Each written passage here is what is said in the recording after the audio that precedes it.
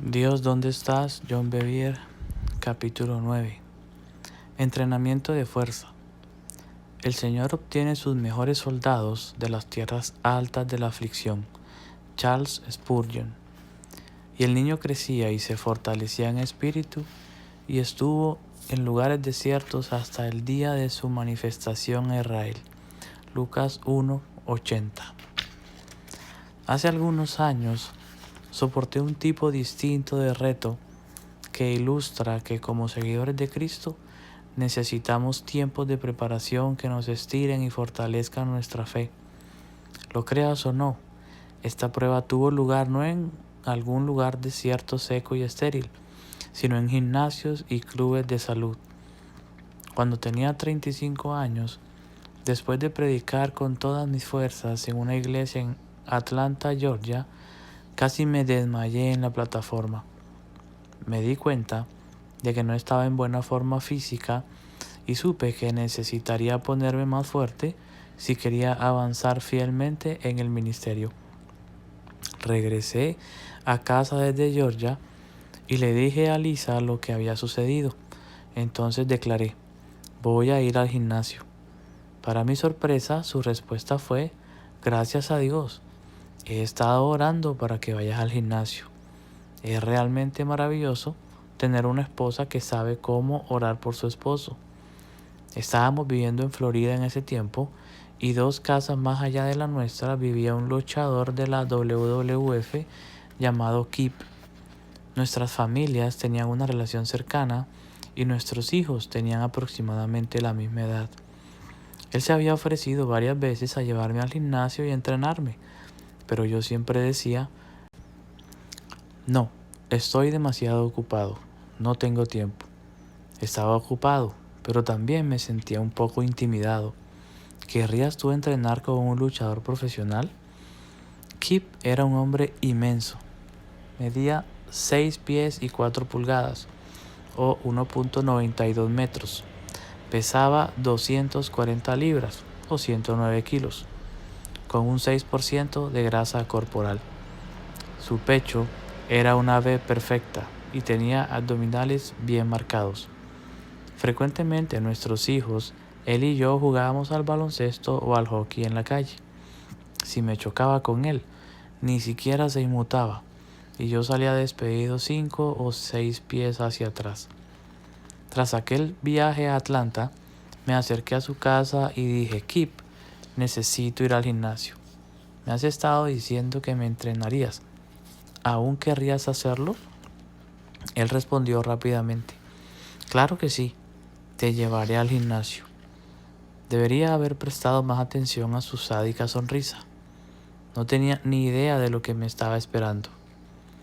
A la mañana siguiente, los dos fuimos a un gimnasio y supe inmediatamente que solamente las personas que iban en serio entrenaban en ese lugar. La atmósfera estaba sobrecargada de testosterona y el olor corporal era penetrante. Una de las cosas que aprendí en el gimnasio ese primer día fue que no se desarrolla músculo poniendo en la barra poco peso y levantándolo 20 o 30 veces.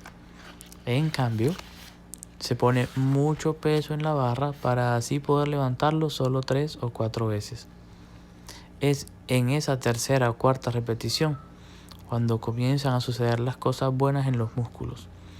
Es entonces cuando todo lo que hay en ti dice: ya no puedo levantarlo más.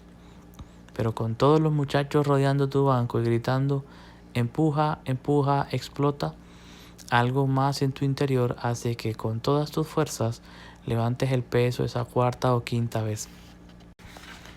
Para que se comprenda de modo sencillo un asunto muy complejo, es entonces cuando se desarrolla verdadero músculo.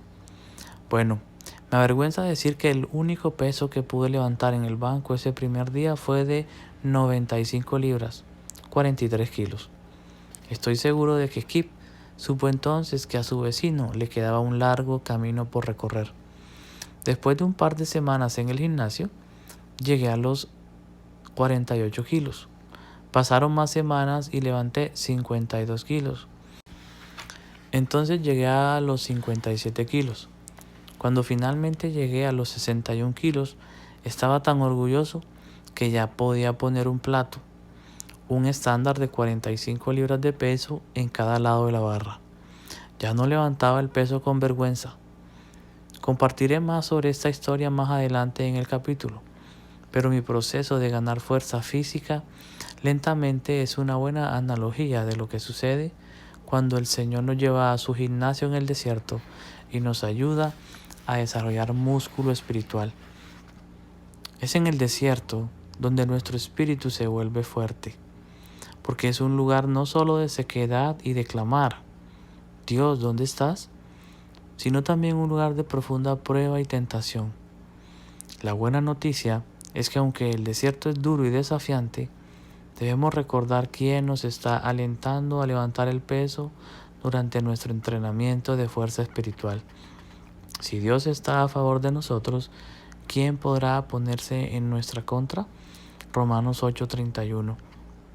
No solo Él está a favor de nosotros y alentándonos, sino que nos hace también una promesa firme. Y Dios es fiel. No permitirá que la tentación sea mayor de lo que puedan soportar. 1 Corintios 10:13. Por lo tanto, a pesar de la prueba que estemos enfrentando, el lugar tan sombrío y seco que estemos atravesando, Dios nos promete que nunca estaremos en una tentación que no tengamos las fuerzas para atravesar exitosamente. Es bastante asombroso cuando lo piensas. Cuando enfrentas pruebas, nunca olvides quién eres. Como hijo de Dios amado, Jesús dice: He aquí os doy potestad sobre toda fuerza del enemigo y nada os dañará. Lucas 10:19. Y por lo tanto, entendemos que a pesar de lo que el enemigo nos lance, podemos vencerlo. Si no, Dios no lo habría permitido. Sin embargo, también es aquí donde radica el problema. Muchas personas no crecen en su capacidad de manejar retos mayores, evitan el gimnasio, por así decirlo, o se quejan cuando están allí. Sin embargo, Pablo ilustra una actitud totalmente diferente. Él escribe: Porque a vosotros os es concedido a causa de Cristo, no solo que creáis en Él, sino también que padezcáis por Él.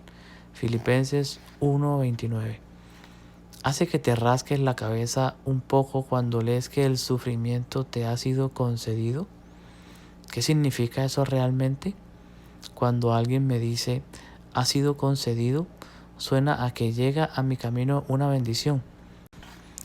Expectante pienso, ¿qué voy a recibir? ¿Cómo pueden estar en la misma frase concedido y sufrimiento? Es como decirle a alguien: porque se te ha concedido en tu cumpleaños que vayas al dentista para que te haga un empaste. ¿De veras? Gracias, pero no gracias. Eso no tiene sentido, porque la vida que deseamos en un país moderno como los Estados Unidos es una vida de comodidad y relativa tranquilidad. Por lo tanto, que se nos conceda sufrimiento puede confundir nuestra mente. La mayoría de las personas, cuando se encuentran con la adversidad, dicen cosas como estas: no puedo creer que me esté sucediendo esto. ¿Por qué yo? ¿Por qué tengo que pasar por esto? Odio esto. Nadie puede identificarse con lo que estoy pasando. ¿Por qué no puedo tener una vida normal? Dios, por favor, llévate esto. ¿Por qué molestarme? Abandonar sería más fácil. A veces, estoy seguro de que todos hemos pensado o expresado actitudes como estas cuando enfrentamos adversidad. Es triste decir que demasiadas veces no entendemos el propósito de las pruebas y el sufrimiento, el desierto. Pero como siempre, Dios sabe lo que necesitamos y qué fuerzas necesitamos desarrollar para tener mayor eficacia para las obras de su reino.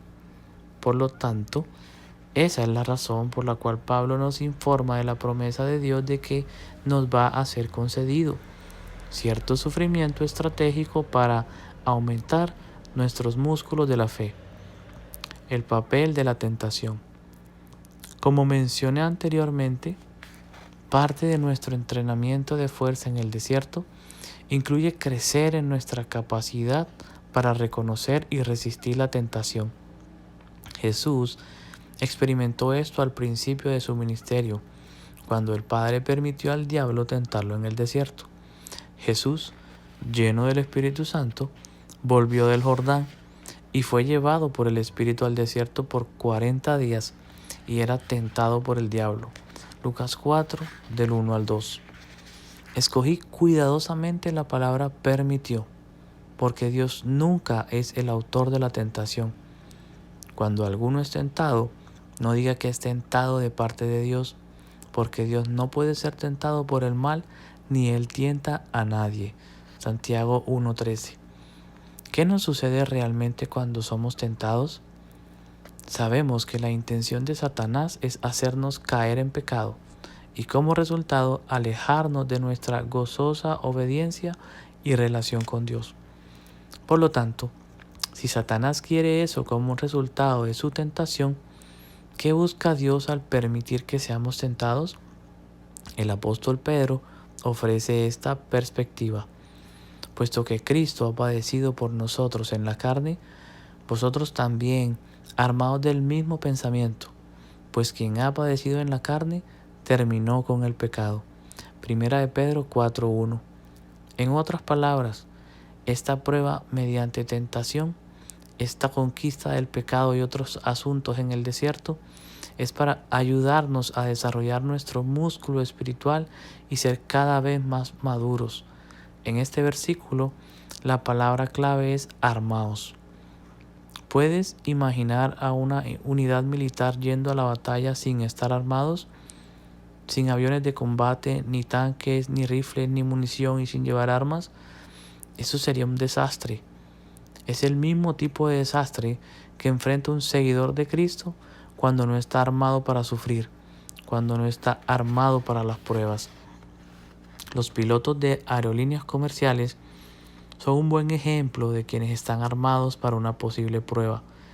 Cada 6 meses, la aerolínea los envía a un taller de entrenamiento. Esos pilotos tienen que meterse en un simulador y responder eficazmente a cada escenario de peores situaciones imaginables. La intención es el fortalecimiento de la capacidad de cada piloto para saber cómo manejar una situación de emergencia. Por lo general, en una crisis en un avión, los pasajeros, que ciertamente no están armados, reaccionan mientras que el piloto actúa. ¿Por qué? Porque el piloto ha sido armado. Eso es lo que hace el desierto para un cristiano obediente. Nos confronta con la adversidad que sirve para armarnos para futuras conquistas. Debemos entender que la adversidad, el desierto, nos llegará. Jesús dijo que en este mundo vamos a enfrentar problemas y tribulación, pero Él nos ayudará a vencerlos y en ese proceso seremos fortalecidos. La gran oportunidad. Nuestra actitud hacia el desierto debería ser considerada como una gran oportunidad para desarrollar músculo espiritual, ser más fuertes para lo que el Señor quiere darnos a continuación. Esto es lo que dice el apóstol Santiago. Amados hermanos, cuando tengan que enfrentar cualquier tipo de problemas, considérelo como un tiempo. Santiago 1:2. Todos deberíamos entenderlo como tiempo u oportunidad, porque en todo lugar celebramos a las personas emprendedoras. Una oportunidad en los negocios, por ejemplo, es una posibilidad de crecer, tener éxito y prosperar.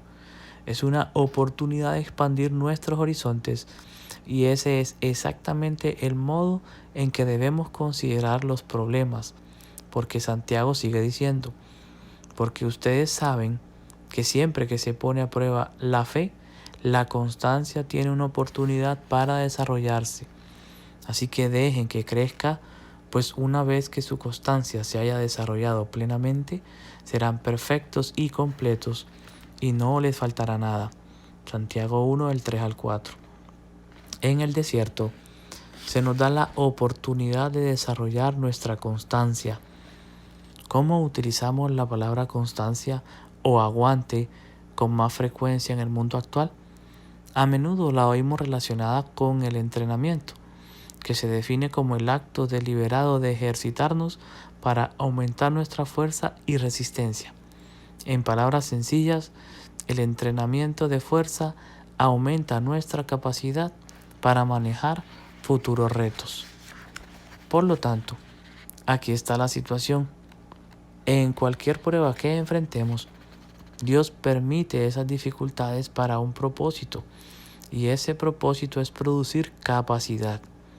Dios permitirá, y vuelvo a enfatizar la palabra permitirá, una dificultad hoy que va a estimular, recordemos el simulador de vuelo de los pilotos, los niveles de presión que Él sabe que vamos a enfrentar mañana. Por eso siempre tenemos la sensación de que una prueba es mayor que nuestro nivel actual de preparación o responsabilidad. Por lo tanto, lo fundamental es que Dios utiliza nuestros retos presentes para fortalecernos para mayores conquistas en nuestro futuro. Regresemos ahora a mi reto de levantar pesas. Como ya he dicho, Kip me había entrenado hasta el punto en que podía levantar 61 kilos. Aunque eso era un gran logro para mí, me preguntaba si podría llegar a más. Al comparar mi entrenamiento de peso con la preparación y las fuerzas espirituales, y si el Señor tenía esperando una tarea para mí que requería más fuerza que levantar 61 kilos, por lo tanto, seguí acudiendo al gimnasio.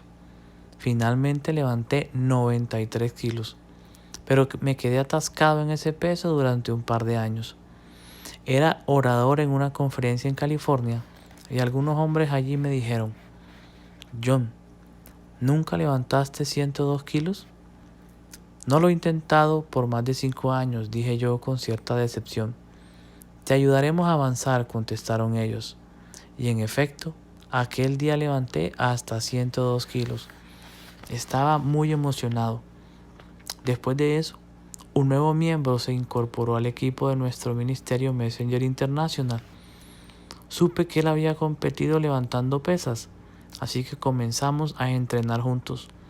Con su ayuda, pude levantar 106 kilos y en una ocasión llegué hasta 111 kilos. Pero ¿podría llegar más lejos? Un año después, prediqué en una iglesia en Detroit. Después de los servicios del domingo, el pastor me dijo: John, tengo un entrenador. Es entrenador con pesas de renombre nacional y asiste a nuestra iglesia. Mi cita es mañana por la mañana. ¿Quieres acompañarme? Claro, dije con gran emoción. Fuimos al día siguiente. El entrenador me hizo una pregunta.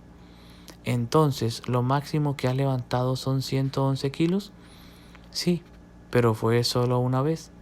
Bueno, hoy vamos a llegar más lejos que eso. ¿Qué? No quise decirlo, pero pensaba: estás loco, no hay manera. Pero tras algunos consejos y entrenamiento, increíblemente él me empujó a levantar 120 kilos. Yo estaba súper emocionado. Él nos envió de regreso a Colorado a mí y al miembro de mi equipo. Y cada semana este entrenador nos aconsejaba mediante correo electrónico. Seguí trabajando duro y al año siguiente regresé a la misma iglesia en Detroit. Esta vez tenía 42 años. Prediqué ese domingo sobre los maravillosos atributos del Espíritu Santo.